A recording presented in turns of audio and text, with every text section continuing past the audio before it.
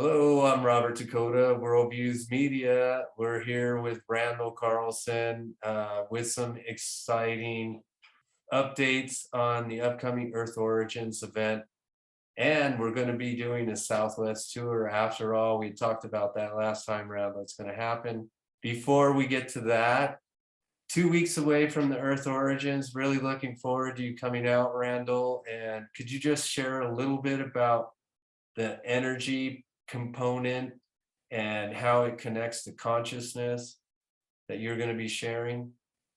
Oh, okay. I could attempt. What I'm going to do is I'm going to, going to get kind of update some of the new research on plasma energy and how there may be some really powerful technological applications of the plasma energy and what that might mean for our industrial civilization going forward. I'm going to talk a little bit about the history of plasma technology, which I believe now, based upon the evidence in hand, goes back thousands of years, has been lost and found perhaps more than once, probably lost, and found again. And it is now in a phase of being recovered. And it's, of course, taking on a form that's going to be kind of unique to our own culture because of what we've already done, what we've built this whole civilization based on fossil fuels. This technology really holds the promise for making a segue away from fossil fuels.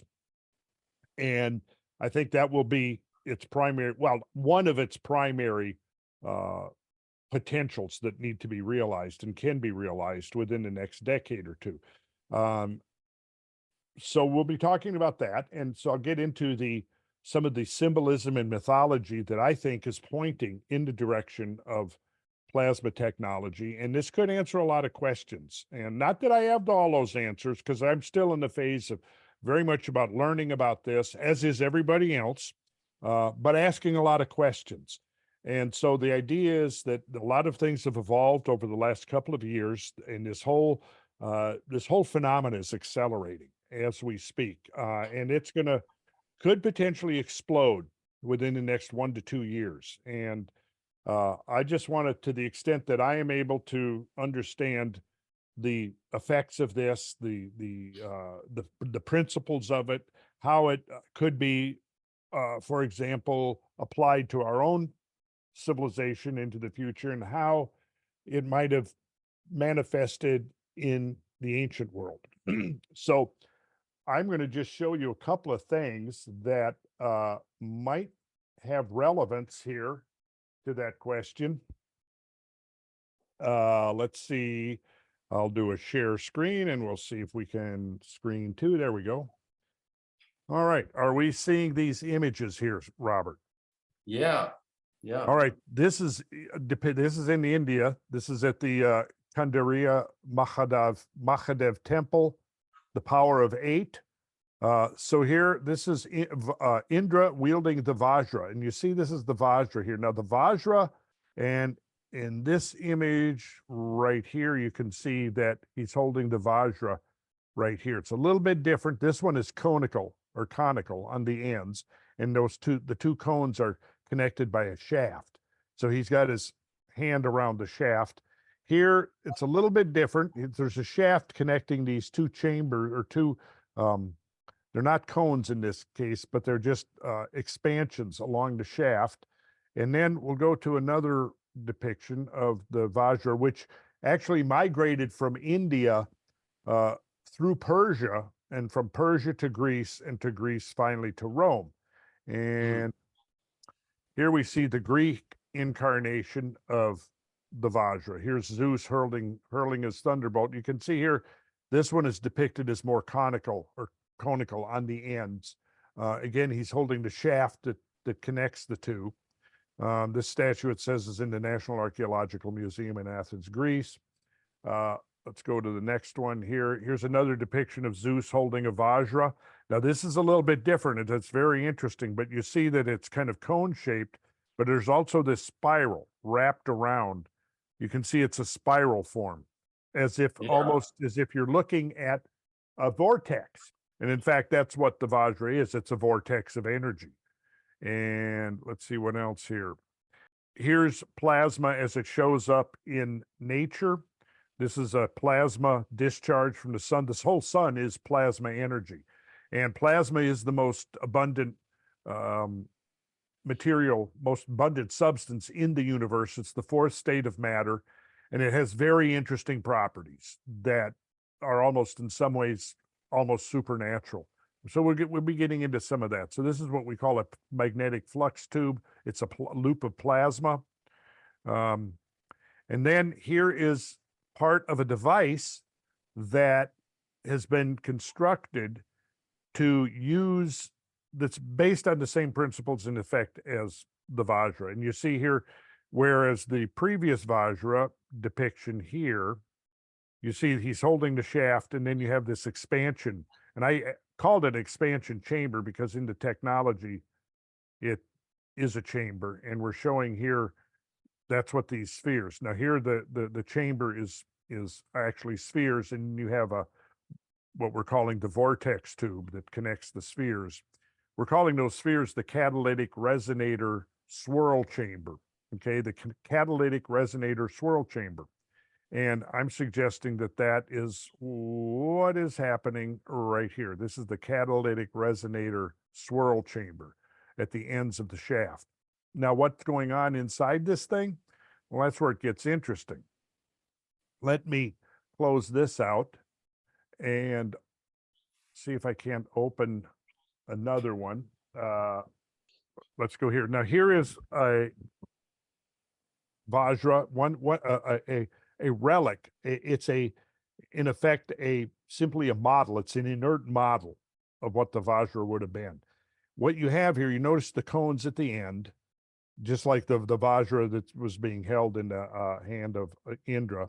And here you have this spherical chamber right here, and you have this shaft that connects them, the whole apparatus. And then I want you to look at where the shaft expands outward into this. Can you see that can you see the cup in there? Yeah. Yep. Yep. Yep. There it is. That, my friend, is the Grail cup. And here's your plasma flux tube that we were just showing. That's what this represents. This is the same thing as the plasma loop that I just showed you emanating from the sun. It's the same principle.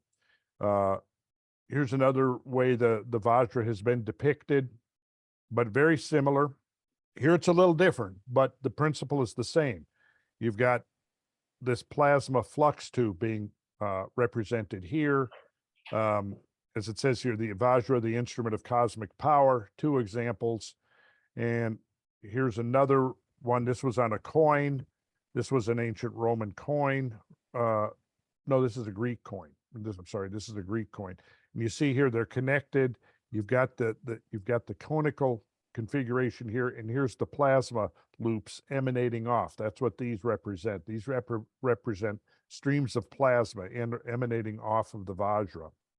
I think what we're looking at is the potential for the recovery of an ancient technology. Now, I have one of these Dorje things as well. oh yeah, when I stop the screen share, will you hold that up for Yeah. like awesome. And there's similar imagery going on that's similar to your other one. For example, on this part, the elephants, and you can see the elephants on yours at the crown just above the cup. Yeah, right in here. So those look like elephants, but I was at a Hindu temple where there were some carvers carving stone, and they were carving these elephants. And I was asking them about they were from Sri Lanka, but this was in Maui. They were working on a Hindu temple in Maui. And I just thought, wow, I got carvers, actual stone carvers here who like know what these symbols mean and stuff. And they said that these elephant looking characters aren't elephants. They're called the Supreme Being. Wow. So I remember that when I saw that on the Dorji, and then I saw it on here. So you have the supreme being on the end of the crown, one of the four directions. Or Mhm. if you look at this Dorji, this guy looks like he's flying, and the arrows pointing in the way maybe he's flying.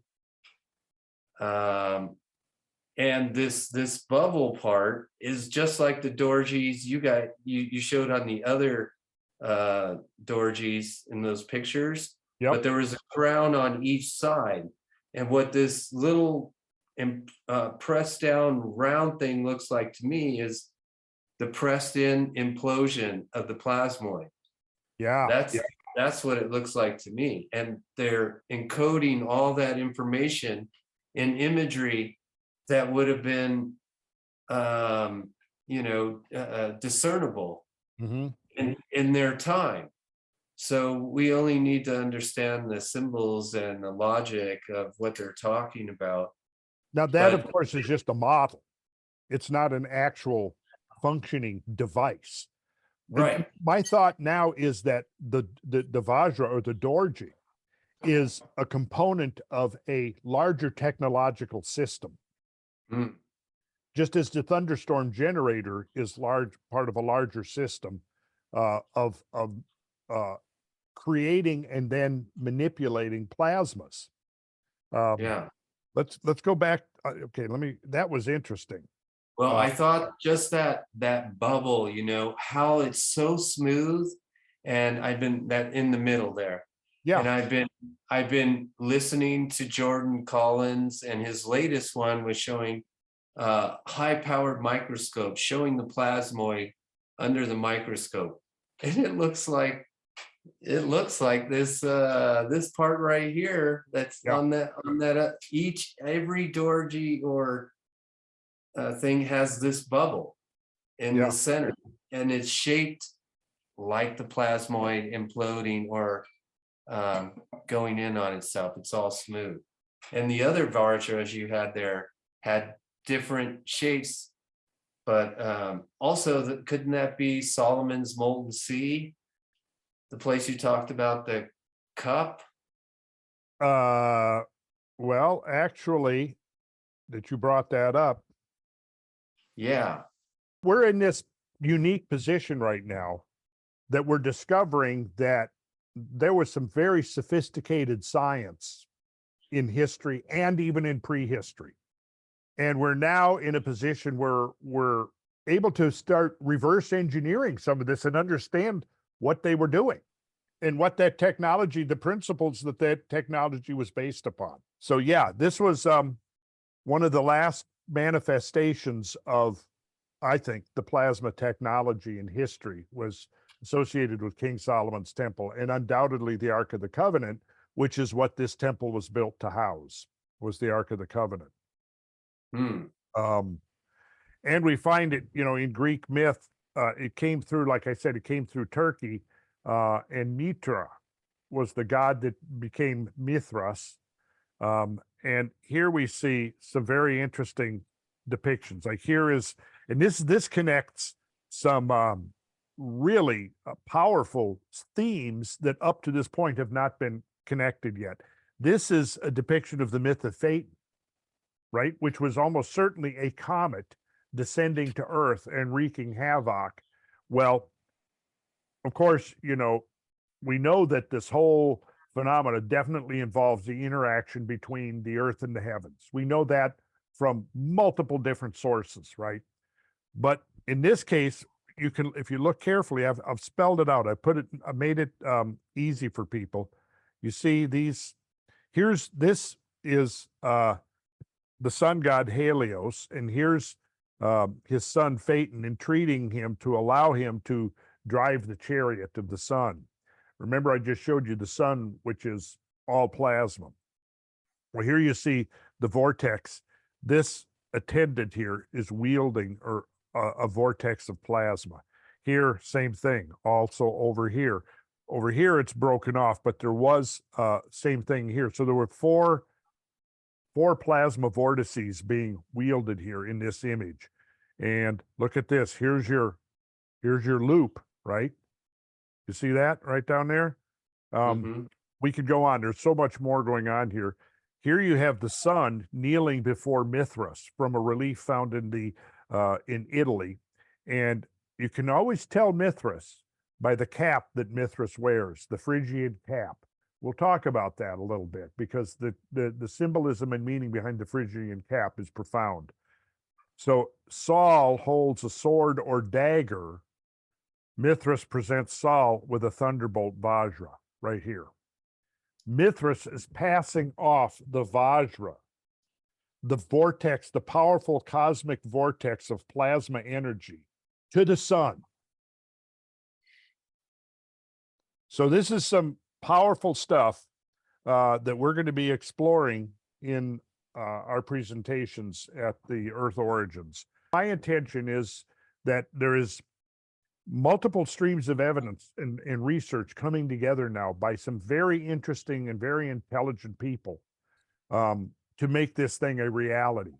So if you want to kind of get up to date on this and where it's going to be going into the future, that's one of my goals here through my presentation, is to bring people kind of up to speed with what I know. Now, of course, I'm limited in my understanding, because the thing of it is there's a lot of people, scientifically trained people, engineers, industry people that are looking at this technology and trying to make sense out of it and figure out what it's actually capable of doing.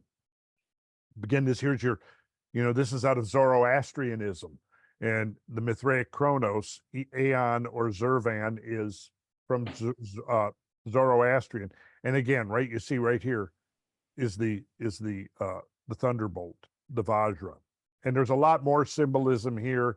The serpent represents this coil that is the natural, when plasmas become self-organized and start moving, they go into motion.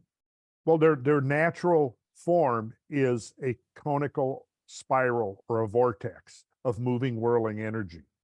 There's lots of applications with that then. If our blood is referred to as plasma, we actually have plasma running through us then. And that maybe is why the sun is so important for people not to be depressed and to be healthy. Yeah, and one of the things I won't be talking about, but this is going to be something that is going to be coming out in the next year or two, is the medical and healing applications of plasmas. And you're right. I mean, it turns out that we are likely plasma beings, that on a fundamental level, prior to our physical manifestation, we're plasma beings. This is a book that if people want to read to get up to speed, this is a really good one. I can't recommend this enough. Robert Temple's book. It's very speculative, but the speculation is based upon the evidence. And again, like what it says here, how the science of plasma will transform humanity's understanding of its place in the universe, and it absolutely will. And I'll just read one part from the summary at the back here. Observations by astronomers and by astronomers who are looking out into the heavens, right, and by scientists in the lab, reveal the lifelike behavior of entities made of plasma. Some of these entities exhibit a complete complexity and features similar to those in advanced computers, which suggest they may be capable of high levels of intelligence. So this is some wild stuff. This is some really wild stuff. Yeah, if you want to learn more, isn't William Henry presenting? Isn't he presenting on plasma? Yeah, he's going to be talking about plasma beings that were talked about in the old text before the antediluvial age. And he's saying that these people lived to be very long ages because of their relationships to plasma, and they were more like light beings or plasma beings. And his take is that all the different religions are saying that that's our end goal. That's what we're here to achieve, is become to perfect our rainbow, referred to as rainbow light body, Uh-huh. after you ascend from this material plane. And if all the different mythologies and traditions are talking about it in some way, that means there's got to be some there. Sure. And yeah, that would be consistent with some of the conclusions of Robert Temple in this book, and with Malcolm Bendel's his interpretation of what's been happening on the level of plasma, and the fact that it can self-organize into these coherent structures that display extraordinary properties. All right, this is what's called a rank, RANQUE, Hilch vortex tube. Now, this is something, it's one of these weird things. Nobody knows how it really works, but it works. And it's used throughout the industry. It's used in, nuclear reactors. It's used in the air conditioning industry, because what it does is it separates ambient air at room temperature into hot and cold streams. So check this out. You've got an air supply up here where it's introducing air into this, what's called the vortex spin chamber right here. What that does then is it sets up a vortex, and this vortex of air moves down this cylinder. And then when it gets to the end, there's a control valve. Notice the conical control valve. And that control valve does something very interesting. It splits the hot air and the cold air, and it causes the cold air to do a reverse spin and set up a secondary vortex inside the primary vortex of hot air. So then you have a discharge here out the tail end of this thing, and then we'll go through this. Compressed air, normally 80 to 100 psi, or 5.5 to 6.9 bar, is ejected tangentially through the air supply, through a generator into the vortex spin chamber, which is this is the spin chamber, at up to 1,000,000 RPMs. That's fast. This airstream revolves toward the hot end, which is this, where some escapes through the control valve 4, and the remaining air, still spinning, is forced back through the center of this outer vortex. The inner stream gives off kinetic energy. I've lost a little bit of it, but here's like from Wikipedia showing the same idea. Now this air is introduced under pressure, of course, and then it sets up this spin. And you see, here's the control valve. It causes the reverse of the spin. And as it comes down, that vortex comes down towards the other end, it's cooling very rapidly. So the vortex tube, also known as the Rank-Hilch vortex tube, is a mechanical device that separates a compressed gas into hot and cold streams. The gas emerging from the hot end can reach temperatures of 390 degrees Fahrenheit, and the gas emerging from the cold end can be minus 60 degrees Fahrenheit. So wow, that's you introduce air temperature, ambient air at room temperature, and this damn thing, with no moving parts, separates it into a hot and cold stream that's up to 450 degrees differential between the hot and the cold. And the gas emerging from the cold end can reach minus 60 degrees Fahrenheit. It has no moving parts and is considered an environmentally friendly technology because it can work solely on compressed air and does not use Freon. Okay, well, here's now where the plasma technology comes in, because the stream that's being fed into this device, and it's similar, but not completely, because in the Hilch vortex tube, you've got the two vortices are spinning in opposite directions. One's inside the other one. In the Thunderstorm generator, you actually have two cylinders so that they are separated, so that the inner vortex is moving along the inner cylinder and the larger vortex is moving between the inner cylinder and the outer cylinder. So that's an important difference. The swirl chamber, the catalytic swirl chamber, is spherical.